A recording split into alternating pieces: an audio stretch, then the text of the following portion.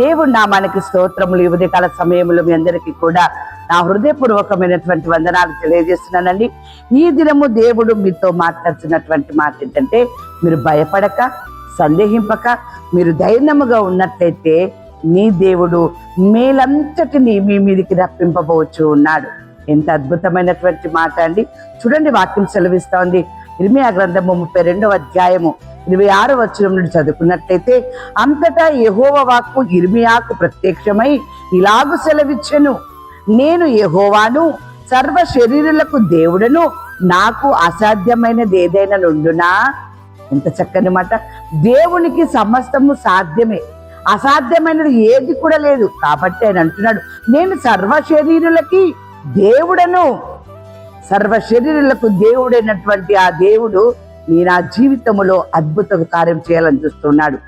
మేలును మన పైకి, లేక నీ పైకి, నీ కుటుంబం పైకి ఆయన రప్పింపబోచు ఉన్నాడు.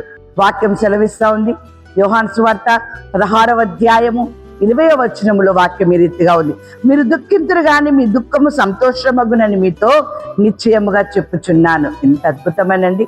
మీరు ఇప్పటి వరకు దుఃఖిస్తున్నారు కావచ్చు, దుఃఖంలో ప్రార్థన చేస్తున్నారు కావచ్చు, దేవుని పైన మీరు ఆధారపడి ఉన్నారు కావచ్చు, దేవుణ్ణి ఆనుకొని ఉన్నారు కావచ్చు, మీకు కలిగినటువంటి శ్రమను బట్టి, ఇబ్బందిని బట్టి దేవుని సన్నిధానములో, నేనేం పాపాలు చేశానో నన్ను క్షమించమని దేవుణ్ణి అడుగుతున్నారు కావచ్చు.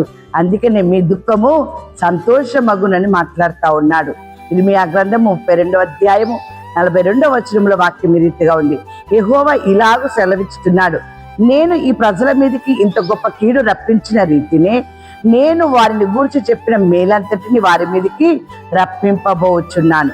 ఎలాగూ ప్రార్థన చేశావో, ఎలాగూ నీ పాపములు ఒప్పుకున్నావో, విడిచిపెట్టావో, దేవుడు అంటున్నాడు, కీడును రప్పించిన రీతినే వారిని గురించి చెప్పిన వారి మీదికి నేను మేలంతటిని కూడా రప్పింపబోచున్నాను అంటున్నాడు. ఎంత అద్భుతమైనటువంటి మాట. ఉదయకాల సమయంలో దేవుడు నీకు తెలియజేస్తూ ఉన్నాడు. దేవుని బిడ్డలారా, ప్రార్థన చేయండి. పాపములు ఉన్నట్లయితే విడిచిపెట్టండి, ఒప్పుకోండి. దేవుడు కీడును రప్పిస్తాడు, మేలును కూడా రప్పిస్తాడు. అయితే దేవునికి ఇష్టలుగా మీరు విధేయత చూపినట్లయితే కీడును తీసివేసి మీ పైకి, మీ కుటుంబం పైకి మేలును ఆయన రప్పిస్తాను అంటూ ఉన్నాడు.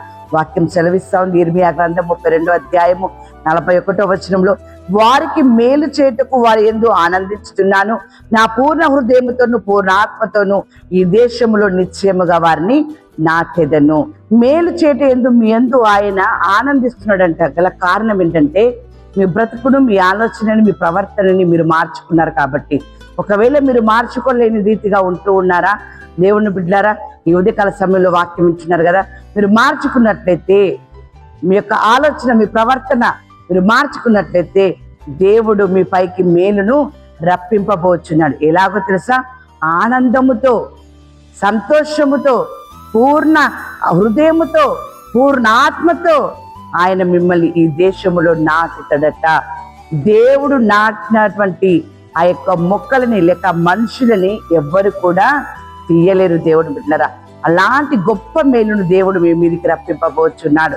ఉదయకాల సమయంలో దేవుడు మీతో మాట్లాడుతున్నటువంటి మాట సమూయేలు మొదటి గ్రంథము 25వ అధ్యాయము 28వ వచనం, నీవు బ్రతుకు దినములన్నిటిలో నీకు అపాయము కలగకుండును. ఎంత అద్భుతం అండి.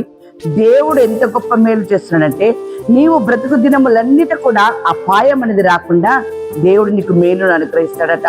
అటువంటి కృపా భాగ్యము ఇప్పుడు ఎల్లప్పుడు మీకు, మీ కుటుంబానికి సదాకాలము తోడై ఉండును గాక. ఆమేన్.